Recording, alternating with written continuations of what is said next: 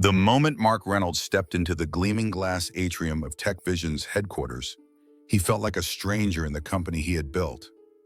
5 years ago, this revolutionary UX design platform had been nothing more than lines of code on his laptop and ambitious sketches in his notebook.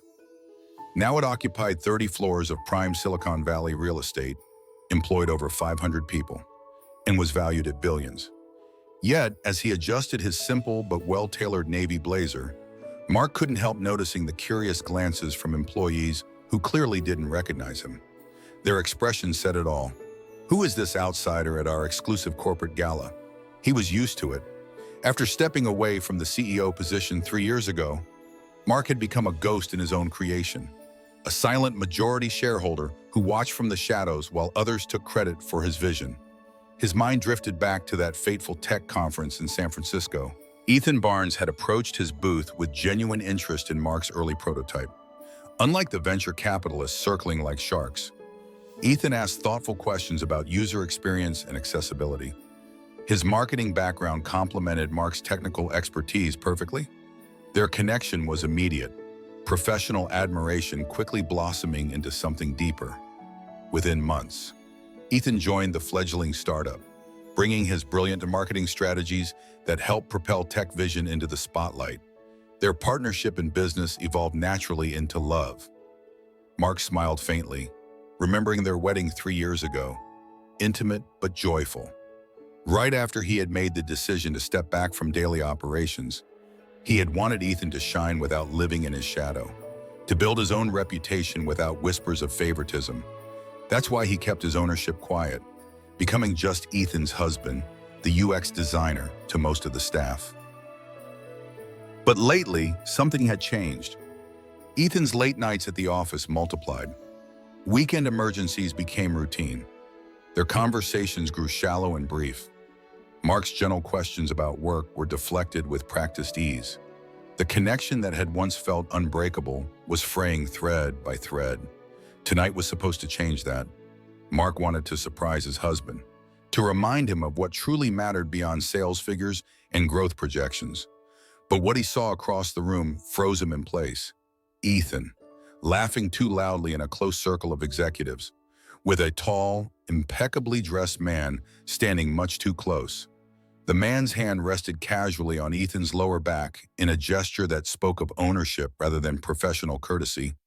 Mark instantly recognized him from the company newsletter's Chad Donovan, the new CEO brought in from a major competitor last year. The man whose hiring Mark had reluctantly approved based on his impressive track record of scaling tech companies. The man who now seemed to have more influence over Mark's husband than Mark himself. Heart pounding, Mark moved forward through the crowd. He needed to understand what was happening to the life he thought they were building together. Because some things were worth more than staying silent. Some truths needed to be spoken aloud. If you've ever felt invisible in a place you helped create, you'll want to follow this story. Subscribe to Heart Stories for more tales of love, betrayal, and redemption that reflect the complex realities we all navigate. The hushed conversations throughout the ballroom seemed to pause as Mark approached the executive circle. Ethan spotted him first, his practiced smile faltering for just a moment before regaining its professional polish. The transformation in his husband over the past year struck Mark profoundly. Designer shirts replaced with custom Italian suits. The warm, genuine laughter, now a calculated chuckle. The man who once argued passionately for inclusive design, now nodding along with whatever the executive team proposed. "Mark, what a surprise," Ethan exclaimed, his voice carrying a slight edge that only someone who had shared his bed for 5 years would notice. The slight stiffening of his shoulders betrayed discomfort as he performed an awkward introduction. "Everyone, this is my husband, Mark." Chad Donovan turned, martini in hand, assessing Mark with the practiced gaze of someone used to determining people's value at a glance. His handshake was too firm, his smile never reaching his eyes. "The designer, right? Ethan mentioned you work on websites or apps or something." Mark returned the handshake with measured strength. "UX design, primarily. Creating interfaces people can actually use without wanting to throw their devices out the window." Several junior executives laughed, but Chad's expression hardened almost imperceptibly. "Well, we certainly need creative types too," Chad replied, his tone suggesting creativity ranked somewhere below administrative support in the corporate hierarchy. Though Ethan here is really proving himself with actual business metrics, his latest campaign increased our enterprise subscriptions by 40%. Ethan beamed at the recognition, leaning slightly toward Chad in a way that made Mark's stomach tighten. He noticed several employees exchanging knowing glances. This dynamic wasn't new to them. As the evening progressed, Chad's comments grew increasingly pointed. During cocktails, he loudly asked if Mark had graduated from making pretty pictures to real programming yet. Oman at the dinner table. He dismissed a suggestion from Mark about user interface improvements with a casual, "Let's leave the technical decisions to the engineers, shall we?" Each time, Ethan remained silent, or worse, joined in with nervous laughter. The Ethan who had once stayed up all night with Mark, debating the ethics of design choices and accessibility features, now sat passively as his boss implied that design work was merely decorative. Mark observed other troubling patterns too. Chad frequently interrupted female executives, dismissed concerns from the company's few openly LGBT employees, and repeatedly referenced separating the men from the boys when discussing performance reviews. This wasn't just about personal dislike. Chad was systematically creating a toxic culture that contradicted everything TechVision was founded upon. During dessert, Chad leaned across the table, wine glass dangling carelessly between manicured fingers. "So tell me, Mark, how does it feel knowing your husband is the real breadwinner now? Must be quite the role reversal in your unique household arrangement." The table fell silent. Several executives stared intently at their plates. Mark noticed David Chen, the company's longtime CFO, wince slightly. In that moment, Mark realized Chad wasn't just trying to humiliate him. He was deliberately driving a wedge between Mark and Ethan, isolating his husband to better control him. The realization crystallized something important: staying silent wasn't protecting Ethan or their relationship. It was enabling its destruction. Sometimes the kindest act isn't maintaining comfortable illusions, but shattering them to reveal the truth beneath. With relationships as with design, what appears simple on the surface often conceals complex systems underneath, and fixing broken systems requires first acknowledging they're broken. Mark set down his dessert fork with deliberate care, the gentle clink against fine china belying the storm brewing within him. The elaborate chocolate sculpture on his plate remained untouched as he considered his next words carefully. Around the table, executives shifted uncomfortably in the loaded silence. "Actually, Chad," Mark replied, his voice steady and clear enough to carry across the table, "I find it fascinating to watch how companies evolve after their founding stage, how the original vision either strengthens or dilutes over time." Chad smirked, clearly mistaking Mark's measured response for weakness. He launched into a self-congratulatory monologue about his leadership achievements since taking over TechVision: the quarterly growth statistics, the aggressive expansion into new markets, the streamlining of operations that had cut the dead weight, all presented as his personal triumphs. "When I arrived, this company was stuck in startup mentality. All these lofty ideals about changing the world through design," Chad declared, gesturing expansively. "Nice sentiments for garage operations, but serious businesses need serious leadership. Numbers don't lie, and my numbers speak for themselves." Mark noticed several longtime employees exchanging glances. The creative director looked down at her hands, twisting her wedding ring anxiously. The head of engineering, who had been with TechVision since the beginning, pressed his lips together in a tight line. "You've certainly changed the culture," Mark acknowledged. "Though I wonder if the board has full visibility into exactly how you've achieved those numbers." Chad's expression flickered momentarily before his confident mask returned. "The board is thrilled with our performance. We've never been more profitable." "Profitability without purpose becomes a hollow achievement," Mark replied. TechVision was founded on the principle that technology should serve humanity, not exploit it.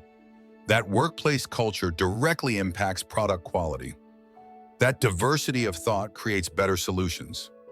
Chad laughed dismissively. Those are luxury philosophies for companies that can afford them. In the real world, Mark interrupted gently, companies that abandon their core values eventually lose their competitive edge. Innovation requires psychological safety. Creativity demands respect. Leadership means bringing out the best in people, not intimidating them into compliance. The color rising in Chad's face suggested he wasn't accustomed to being challenged, especially not by someone he'd dismissed as irrelevant. He leaned forward, voice dropping to a threatening timbre.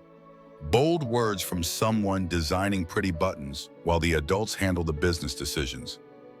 Mark smiled, feeling a curious sense of calm settle over him. That's where you're fundamentally mistaken, Chad. I don't just design the buttons. He turned toward David Chen at the end of the table. David, perhaps you could clarify for Chad, who signed the incorporation papers for TechVision. The CFO straightened in his chair, a look of relief washing over his features. That would be you, Mr. Reynolds, as founder and majority shareholder. The stunned silence that followed was broken only by the sound of Chad's wine glass tipping over, crimson liquid spreading across the white tablecloth like a warning. Ethan's face had gone completely pale, eyes wide with shock and dawning horror. You... What? Chad managed, his arrogance crumbling visibly. I founded TechVision. I still own 51% of the company. I stepped back from daily operations because I believed in giving talented leaders room to grow without my shadow. But I never stopped watching. Mark's gaze moved around the table, connecting briefly with each person. And I never stopped listening to the people who make this company what it is. The revelation rippled through the room. Some faces registered shock, others vindication. Many showed a complex mix of emotions, surprise tinged with hope. The walls of intimidation Chad had built were cracking, light streaming through each fissure. In these pivotal moments of truth, we often discover who people really are. Some rise to the occasion with dignity, others reveal the hollowness behind their carefully constructed facades. The greatest power isn't in hiding our authentic selves, but in choosing precisely when to reveal them. Chad's recovery attempt came swiftly, a strained laugh cutting through the tension as he straightened his posture. Well played, Mark. Ethan never mentioned this. Interesting detail. His eyes darted toward Ethan, accusation clear in his gaze. Though it does explain how he secured his position so quickly. The implication hung in the air, ugly and deliberate. Several executives winced at the transparent attempt to salvage his authority by undermining Ethan's credibility. Mark observed his husband's shoulders curl inward slightly, a physical manifestation of the shame washing over him. Ethan earned his position through exceptional talent and dedication. Mark replied evenly. Unlike some who mistake intimidation for leadership, he stood slowly, commanding the room's attention without raising his voice. My anonymity served a purpose. It allowed me to see this company as it truly operates, not as it performs when the owner is watching. Mark pulled his phone from his jacket pocket, tapping the screen before placing it on the table. Over the past 6 months, I've received 47 separate reports of workplace harassment, discriminatory comments, and retaliatory actions. Detailed, documented accounts from employees across all departments. Chad's face drained of color as Mark continued. I've watched our turnover rate triple. I've seen our most innovative team members silenced or pushed out. I've witnessed a culture of fear replace our culture of creation. The room remained utterly still, the collective breath held as years of suppressed truths found voice. David Chen straightened files before him with trembling hands, relief evident in his posture. A young designer toward the end of the table blinked rapidly, fighting tears. This isn't just about personal antipathy. Chad, it's about stewardship, about honoring what this company stands for. Mark's voice softened slightly. TechVision exists to make technology more human, more accessible. That mission begins with how we treat each other. Mark turned to address the entire room. Effective immediately, I'll be resuming active leadership of Tech Vision.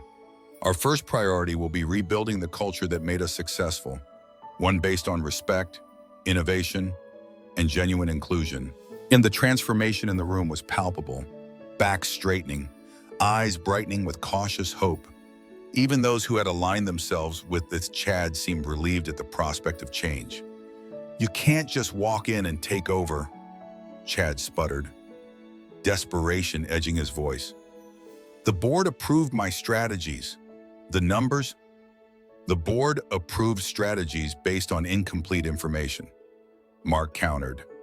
They'll receive a full briefing tomorrow, including employee testimonials and documentation of policy violations. The numbers tell one story. Chad, the people tell another.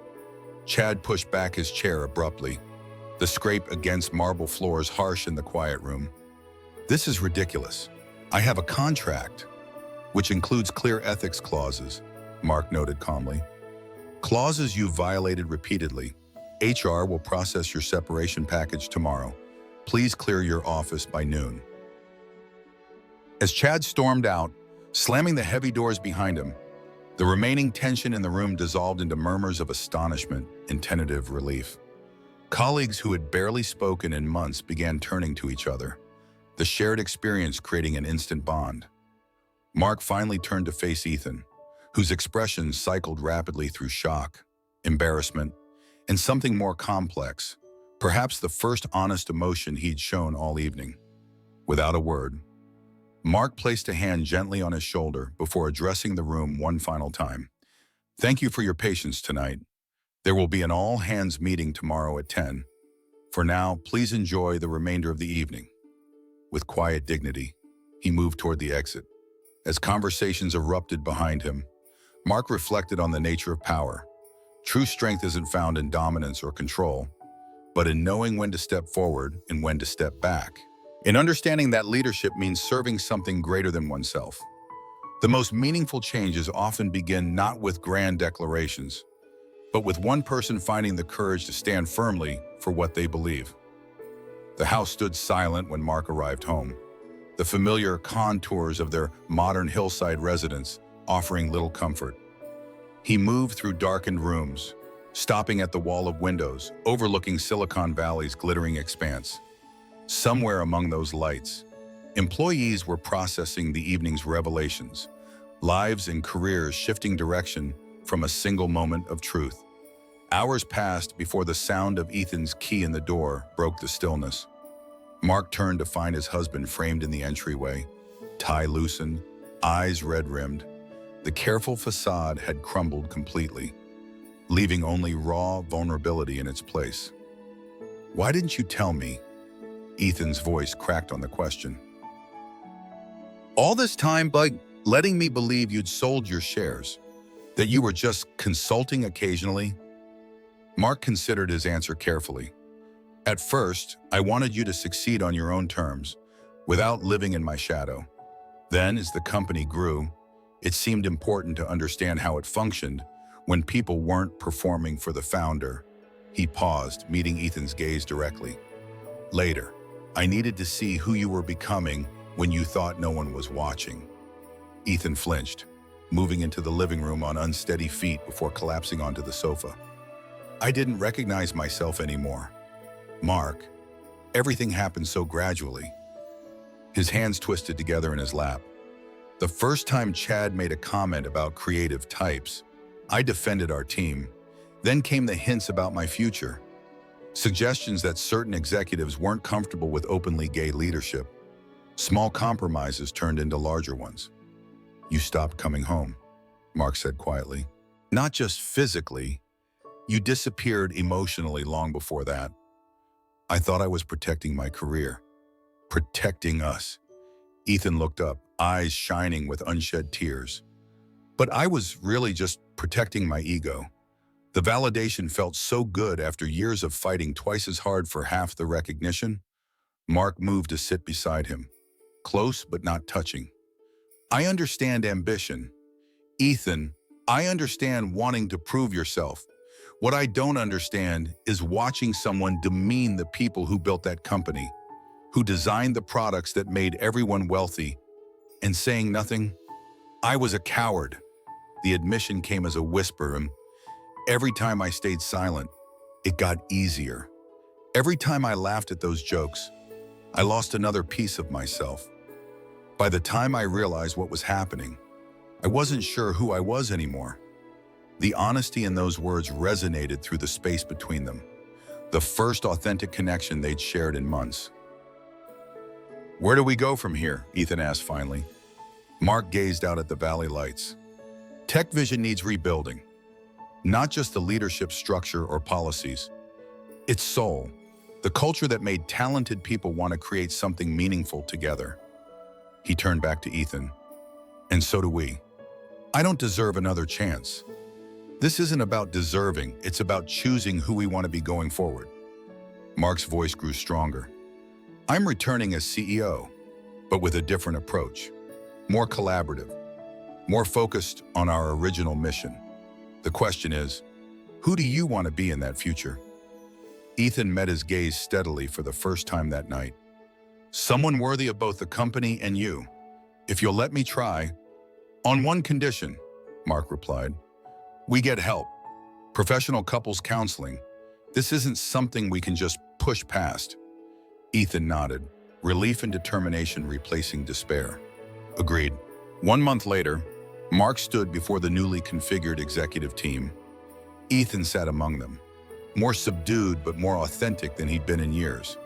The company-wide cultural reset had begun, with listening sessions, policy overhauls, and a renewed commitment to their founding values. They were rebuilding something more valuable than profit margins: trust, between colleagues, between leadership and employees, and between two men finding their way back to what mattered most. What would you do if you discovered someone you loved becoming someone you didn't recognize? Would you confront them immediately or watch silently to understand why? Share your thoughts in the comments. For more stories exploring relationships tested by ambition, power, and identity, subscribe to Heart Stories, where we believe every relationship contains lessons worth sharing.